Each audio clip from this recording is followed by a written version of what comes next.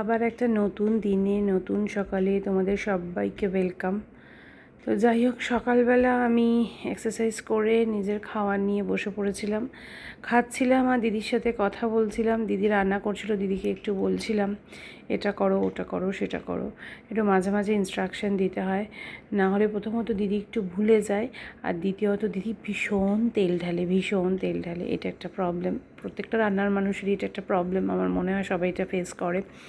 তো যাই হোক, দিদির কাছে মাঝে মাঝে যাচ্ছিলাম, কাঁচাও বসিয়ে দিয়েছিলাম, নিজের ব্রেকফাস্টও সারছিলাম, সবটাই করছিলাম। একটা নতুন রেসিপি রান্না করেছিলাম, কাঁঠালের দানা দিয়ে চিংড়ি মাছ বাটা। খেতে বেশ ভালো হয়েছিল। হ্যাঁ, আমি করেছিলাম বলে, মানে আমি বলে দিয়েছিলাম বা আমি সামনে দাঁড়িয়েছিলাম বলে তেলটা একটু কম হয়েছিল। ঠিক আছে, তাতে কোনো প্রবলেম না। ওই দেখছিলাম, দিদিকে বলছিলাম জল দাও, বুঝে বুঝে বুঝে বুঝে এই বলছিলাম আর কি। দিদির সাথে রান্নাবান্নাগুলো দিদিকে একটু দেখিয়ে দেখিয়ে দিচ্ছিলাম। আর যেহেতু কাঁচাটা চালিয়ে দিয়েছিলাম ওয়াশিং মেশিনে, কাঁচাটাও হয়ে গেছিলো, ভাবলাম কাঁচাটা চালিয়ে দিই, কারণ বেলায় প্রত্যেক দিন বৃষ্টি আসছে। তো ওই জন্য কাঁচাটা চালিয়ে দিয়ে আমি জামা কাপড়গুলো মেলে দিচ্ছিলাম। এখন একটু আমি ছুটিতে আছি, কারণ রায়ানের একটু প্রবলেম আছে, পড়তে যাওয়া পড়তে আনা, ওগুলো আমি সবসময় ক্যামেরায় দেখাতে চাই না বা দেখাই না। ও কোথায় পড়তে যায়, কি করে না করে, সবটা আমি ক্যামেরায় আনতে চাই না। তো তার জন্য আমি সেই সময়গুলোতে ক্যামেরা অন করি না। তো কিছু একটু প্রবলেম চলছে, যার জন্য রায়ানের দেখভালের জন্যই আমাকে ছুটিটা নিতে হয়েছে। তো তার জন্য আমি অফিস যাচ্ছি না। তোমাদের মনে হতেই পারে যে প্রতিদিন আমি বাড়ি থেকে এত কেন ব্লগ করছি, যেখানে আমি প্রতিদিন অফিসে বেরোই। তো তার জন্য আমি লিভে আছি। তো যাই হোক, লিভে আছি বলেই কাজগুলো আমি একটু রয়ে শয়ে ধীরে ধীরে করতে পারছি, না হলে তো করে টোরে টাইমের মধ্যে অফিসেই বেরোতে হয়। তো দিদির ওইদিকে অলমোস্ট হয়েও গেছে, আর আমি ওইদিকে দেখো মেলাও হয়ে গেছে, মেলে তারপরে চা খাচ্ছিলাম আর মাঝে মাঝে একটু ফোনটাও দেখছিলাম। তো ঘরে থাকলে কাজ তো কম থাকে না, প্রচুর কাজ থাকে। আর আমি যখন রান্না করি তখন তো ধরে বেঁধে বুঝে শুনে রান্না করি, কিন্তু দিদি তো আর ওরকম করবে না, দিদি ফাটাফাট ফাটাফাট করবে। তার জন্য নিচে যে আমার কার্পেটটা পাতা আছে না রান্নাঘরের, ভীষণ নোংরা হয়ে যায় দিদি যখন রান্না করে। তো তার জন্য কী হয়, ওটাকে আবার আমি দিদিকে বলি, মানে আমি যেদিন বলি সেদিন দিদি ঝেড়ে দেয়, না হলে ওরকমভাবেই থাকে, কিছু করার থাকে না। অফিসে বেরোলে তো তাড়াহুড়ো করে বেরিয়ে যাই, বাড়িতে থাকলে আমি ঝাড়ি। আর বসে বসে বসে বসে হয় ওই অ্যারোস খেলি, না হলে ওই ভিডিও রিলস দেখি, আর তো কিছু করণীয় নেই। তো এই করছিলাম। তো দিদি বেরিয়ে যাওয়ার পরে আমি স্নানে যাব, কারণ আর সব কিছুই হয়ে গেছে। দিদি রান্নাটা করে দিয়েও বেরিয়ে যাবে, দিদি বেরিয়ে গেলে আমি স্নানে যাব। কারণ না, দুপুরবেলা রায়ানকে নিয়ে একটু বেরোনোর ছিল, রায়ানকে এক জায়গায় পড়তে দেওয়ার ছিল, সেখানে পড়তে দিয়ে তারপর আবার আমাকে বেরোতে হবে। তো বেরোতে হবে মানে বেরোনোর কোনো প্ল্যান ছিল না, মানে টাইমিংয়ে হয়ে গেছে বলে। তো গ্রসারির কিছু টুকটাক কেনাকাটার ছিল, তো ওই কিনতে একটু যেতে হয়েছিল স্মার্ট বাজারে। তো রায়ানের এই পড়াশোনা, পড়তে দিয়ে আসা নিয়ে আসা একটু প্রবলেম, মানে যে করে তার প্রবলেম হচ্ছে, বা মাম থাকবে না, মামের পরীক্ষা চলছে, এইসব নানান বিষয় হচপচের জন্যই আমাকে আর কি বাড়িতে থাকতে হচ্ছে, কারণ প্রতিদিন তো অফিস থেকে বেরিয়ে এটা করাটা সম্ভব নয়। আর দেখো, আরেকজন মহারানী চলে এসছে, বসে বসে ম্যাঙ্গো জুস খাচ্ছিল, স্কুল থেকে ফেরত আসার পথে নিয়ে এসছে। আর ওর মা বলছে আন্টিকে একটু দাও, আমাকে দিতেও চেয়েছিল, বললাম না বাবা সোনা তুমি খাও। দেখো না কীরকম দুটো ঝুঁটি বেঁধে সকালে যখন যায় না দেখবার মতো স্কুলে, বাবার সামনে বসে, আর যখন ওর বাবা মা যায় তখন বাবা মায়ের মাঝে বসে। তো স্বর্ণাও বলছিল যে আজকে কি তুমি রায়ানকে পড়তে টড়তে দিয়ে বাড়িতে দিয়ে একটু যেতে পারবে সন্ধেবেলা ওই ইয়েতে, স্মার্ট বাজারে গ্রসারি। তো আমি বলছিলাম দেখি, রায়ানের পড়তে দেওয়াটা তো আগে ম্যান্ডেটারি, ওটা যদি ম্যানেজ করতে পারি তারপর। আর ওর নাকি মাথা ব্যথা হয়ে গেছে, ঝুটি ফুটি খুলে তারপর বারবার ক্যামেরার সামনে যাচ্ছে, ক্যামেরাটা ওখানে দাঁড়, মানে মোবাইলটা ওখানে দাঁড় করানো, ক্যামেরাটা অন করা, বারবার ওখানে গিয়ে নিজেকে দেখার চেষ্টা করছে, আর কিছুই না। আর ওর কথা বলতে বলতে খুব জোরে পটি পেয়ে গেছে, ও পটিতে চলে গেছে। তো যাই হোক, পটিতে চলে যাওয়ার পর আমি ক্যামেরাটা অফ করে দিয়ে আমি কাজই করছিলাম, টুকটাক যেটুকু কাজ ছিল, ঘর গোছানোর কাজ, অন্য কিছু কাজ না। তো ওই যে আবার ফ্রেশ ট্রেশ হয়ে আবার চলে এসছে, আর শুধু আমার চুলটা যাবে, দিয়ে ধরে বলবে চুলটা কি প্লেন আন্টি তোমার, এরকম করবে। আর ওদিকে রায়ানও চলে এসছে, রায়ান বসে স্কুলের গল্প করছিল। তো যাই হোক, এই হচ্ছে ব্যাপার, এইভাবেই কাটতে থাকে আর কি বাড়িতে থাকলে ছেলে মেয়েকে নিয়ে। মাম তো ছিল না, মাম বাইরে গেছিলো, রায়নের পরীক্ষার কোয়েশ্চেন পেপারগুলো দেখাচ্ছিলো, আর রায়নের পরীক্ষাও চলছে এখন, সব কিছু মিলিয়ে আর কি ছুটি নেওয়া। তো যাই হোক, সেই সকালবেলা জামা কাপড়গুলো মেলে দিয়েছিলাম, এখন বেলা অনেক বাজে, তো জামা কাপড়গুলো তুলে নিলাম। ভাবি যে বাড়িতে যখন থাকি না তখন কাজগুলো এগিয়ে রাখলেই ভালো, আর ওইদিকে মেঘ করে এসে বৃষ্টি মনে হয় নেমে গেছিলো, ওর জন্যই তুলেছি। ভিডিও টিকিট করতে গিয়ে আমার আর মনে নেই যে তখন কেন জামা কাপড় তুললাম, মনে হয় বৃষ্টি নেমেছিল, তাই ওই যেগুলো যেগুলো শুকিয়েছে সেগুলো সোফার ওপর রেখেছি ভাঁজ করব, আর যেগুলো একটু ভেজা টেজা আছে সেগুলো নিয়ে ঠাকুর ঘরে মেলে দিয়েছি। ওই যে আমার আলনাটা রয়েছে জামা কাপড় মেলার, ওখানেই মেলে দিয়েছি। আর সকালবেলা মাম পুজো দিয়ে কলেজে চলে গেছে। মামের যেহেতু এক্সাম চলছে, দুই ভাই বোনে দুজনেরই একসাথে পরীক্ষা চলছে। যাই হোক, কী আর করা যাবে, কিছু করার নেই, এর নামই সংসার, মানিয়ে গুছিয়ে অ্যাডজাস্ট করে এভাবেই চলতে হচ্ছে। আর সমস্ত কিছু আমি করছিলাম, ভাজ টাজ করে রেখে দিচ্ছিলাম, কারণ সন্ধেবেলা অবধি আবার কেন ফেলে রাখবো, ভাজ করেই রাখি, তাই ভাজ করে রেখে দিচ্ছিলাম।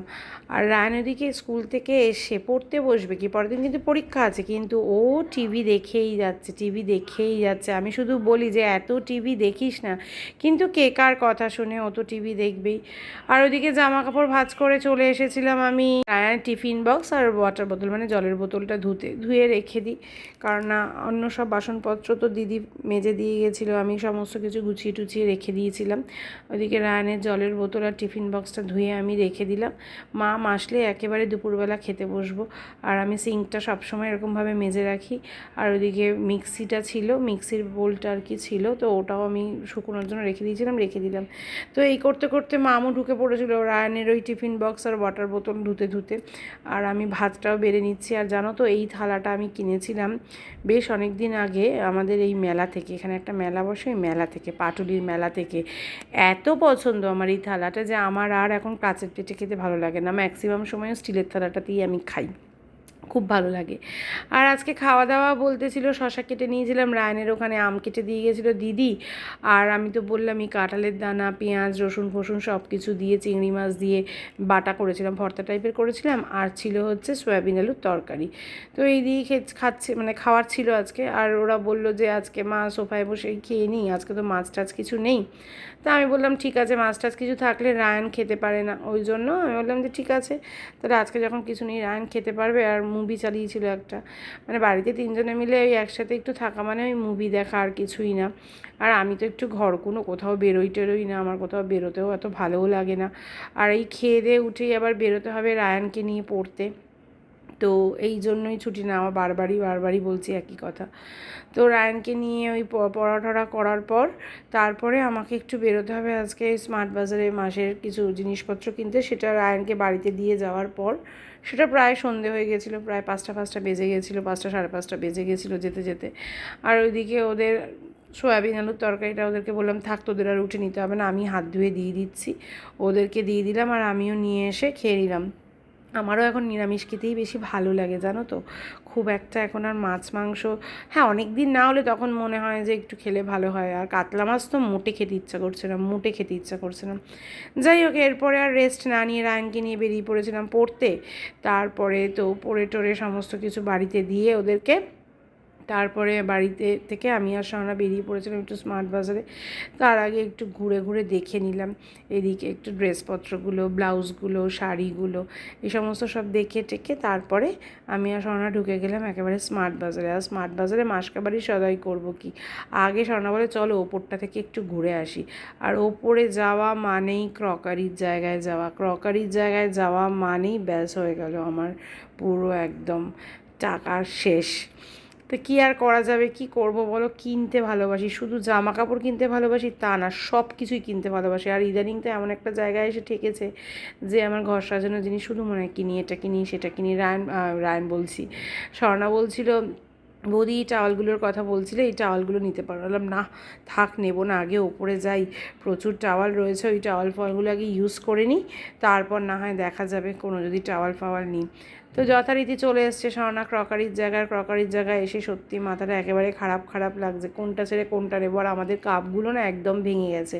তো কাপ আমাদের আছে, কিন্তু ওগুলো একটু দামি বলে সবসময় ইউজ করার ক্ষেত্রে ওগুলো একটু টাফ, কারণ না যে ইদু মাঝে মাঝে মঙ্গলাও কাপ ধোয়ে সকালবেলা, যদি হাত থেকে পড়ে স্লিপ করে যেতেই পারে, ভেঙে গেলে তখন গায়ে লাগবে। তো ওটা রাফিউজ না করাই ভালো, ভাবলাম 4টে কাপ নিয়ে নিই। কাপ সব মোটামুটি ভেঙে গেছে, একটা কাপে এসে ঠেকেছে, তো ওই জন্য কাপ নিলাম। আর ওইদিকে গাড়িগুলো দেখালাম না, ওরকমই হট হুইলস আগে বিগ বাজার ছিল রায়ানের ছোটোবেলায়, বিগ বাজার থেকে হট হুইলস, মানে বিগ বাজারে গেলেই রায়ানের একটা ম্যান্ডেটারি ব্যাপার ছিল যে হট হুইলস এনে দেবো। মানে রায়ানের থেকে বেশি নেশা মনে হয় রায়ানের মায়ের ছিল। রায়ানের যে কত হট হুইলস এভাবে জমিয়ে ফেলেছিলাম তা বলবার মতো না। তো যাই হোক, আমার একটা ট্রেও দরকার ছিল, স্বর্ণাকে দেখাচ্ছিলাম। প্রথমে এই দুটো ট্রে নিয়েছিলাম, একটা কিন্তু একটা ফ্রি ছিল, তারপর আবার এই দুটো রেখে ব্ল্যাক কালারেরই একটা ট্রে নিয়েছি। সমস্ত এই বেশ এই স্টোরেজ ইয়েগুলো বেশ ভালো ছিল। অনেক টুকটাক কিছু কেনাকাটা করে নিয়েছি, আর তারপরে গ্রসারির জন্য নিচে এসেছি। গ্রসারিও টুকটাক যা দরকার ছিল সেটা কিনে নিয়েছি। অ্যাকচুয়ালি আমার ঠাকুর ঘরের ড্রয়ারটা একটু অর্গানাইজ করে রাখতে হবে, ভীষণ অগোছালো করে রয়েছে। তো তার জন্যই কিছু জিনিসপত্র দেখছিলাম, কিন্তু বুঝে উঠতে পারছিলাম না ঠিক কী নিলে ভালো হবে। তো ওর জন্য তারপর আর ওগুলো নিইনি, যা নেওয়ার টুকটাক ওই দুটো মেলামাইনে প্লেট, বাটি, কাপ এই সমস্ত নিয়েছিলাম। আর গ্রসারির যা টুকটাক দরকার ছিল সেগুলো নিয়েছিলাম। নিয়ে এই সানলাইটের যে রিফিল প্যাকগুলো, এগুলো বেশ ভালো। আর আমাদের বাড়িতে সবসময় আনে না বড় সানলাইটের আর কি, তো ওটার দামটাও বেশি হয়, মানে কন্টেনার। তো তার থেকে আমার মনে হয় রিফিল প্যাকগুলো ভালো। স্বর্ণা বলছিল ভালো, তারপরে স্বর্ণা বলে একটু চা খাই, মাথাটা ধরেছে। তো আমি দেখলাম মেশিনের চা, আমি বললাম আমি খাবো না, সরি, কারণ ওটাতে এলাচ ফেলাচ দেওয়া থাকে, আমার প্রচণ্ড বমি পায়। স্বর্ণা বলছে আমার খুব গিলটি ফিল হচ্ছে, তুমি কিছু খাচ্ছ না, আমি একা খাচ্ছি। আনছি না, কোনো অসুবিধে নেই, তুমি খাও। তো যাই হোক, বাড়িতে ফিরে দেখি ওর বাবাও চলে এসছে। আমি ফ্রেশ হয়ে একেবারে জামা কাপড় ছেড়ে একেবারে এসে বসেছি। আর এদিকে পুচকুটাকে দেখো না কীরকম লাফালাফি করছে। রায়ান বাড়িতে পড়তে বসেছিল, তো স্বর্ণাকে আবার দিয়ে আসতে বললাম যে স্বর্ণাকে একটু দিয়ে আয়, কারণ আর দুটো বাড়ি ব্যাগ তো পারবে না স্বর্ণা নিয়ে যেতে। স্বর্ণা নিয়ে গেলে ওর বাবার সাথে গল্প করছে না। আর রায়ান বলছে খিদে পেয়েছে, তারপর একটু খাওয়ার অর্ডার করলাম। রায়ান বলছিল অনেক দিন চাউমিন কেন, ঠিক আছে তাহলে চাউমিন খা। তো ওই রায়ানকে একটু চাউমিন অর্ডার করে দিলাম। আর মা বই খাতা নিয়ে এসে বসেছে, আমি একটু মুখে সেটাফিলটা মেখে নিলাম। মুখ ধুয়ে বসেছিলাম, মাখা হয়নি কিছু, তাই মুখে একটু সেটাফিলটা মেখে নিলাম। তারপরে ওই রায়ান বলল মা এতক্ষণ পড়েছি, তুমি যতক্ষণ বাড়িতে ছিলে না, তো এখন একটু খেয়ে নিই চাউমিনটা, তারপরে আবার পড়তে যাবো। আমি বললাম ওকে, তাই যাস। তো ওই যে চাউমিন চলে এসছে, রায়ানের এক্সাইটমেন্টটা দেখো। রায়ান এত ফুটি না, আর বাইরের খাবার খেতে ভীষণ ভালোবাসে। সবসময় যদিও খাওয়া হয় না, তোমরা আমার ব্লগে দেখো, খেলে একটু চিকেন পকোড়াটাই খাওয়া হয়, খুব একটা বাইরের খাবার আমরা খাই না।